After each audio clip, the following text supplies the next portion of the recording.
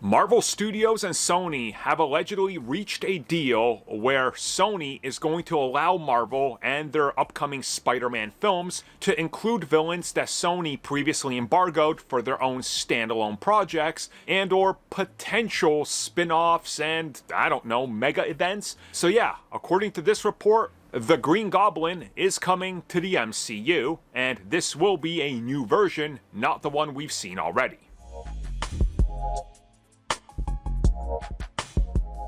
So this isn't the first time we are hearing that Marvel Studios is pivoting away from what they wanted to do with villains and what they intended to do initially, and of course what we're going to get. Now, if you guys remember, initially when they announced Spider-Man in the MCU, they messaged to us, you will never see villains that they used in the other Sony properties. No Green Goblin, no Doc Ock, we're not doing any of that.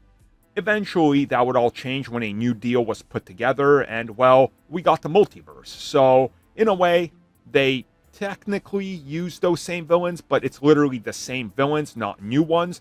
And then we heard, well, they're not going to do anything with those villains in the MCU. Then reports started to hit that Sony and Marvel were looking to alter the terms of the deal. Essentially, we want to use some of these characters because Sony is now out of the game with their own Spunk universe, so why not?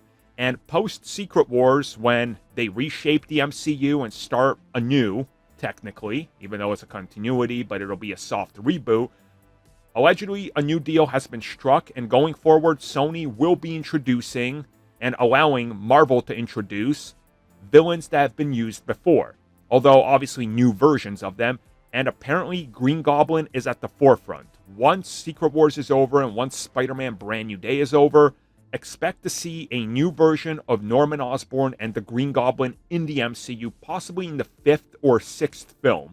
Now, we heard this going back as far as 2-3 years ago, that there was an intent to do this, but again, logistics between Marvel and Sony and Disney were at the center of the problem because Sony was intending to still make a Sinister Six film along with a Norman Osborn origin film at one point.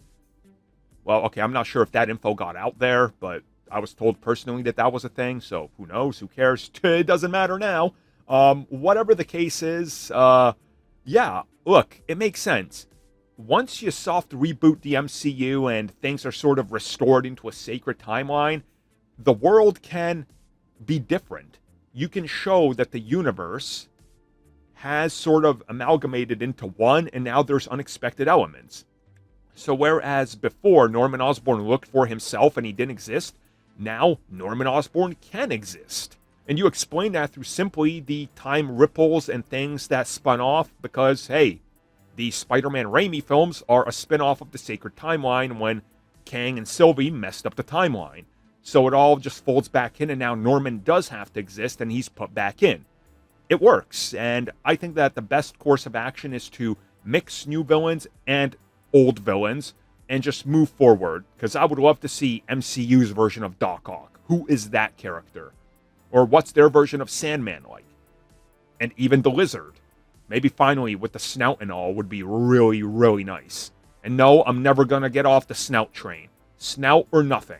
Thank you for checking out that video, and thank you for your continued support. Feel free to like, share, subscribe, do whatever you will, and if you're so inclined and would like some additional content from us, which includes unfiltered content and bonus discussions, we do offer exclusively in our member section. We hope to see you there. So thank you for watching, and have a good one.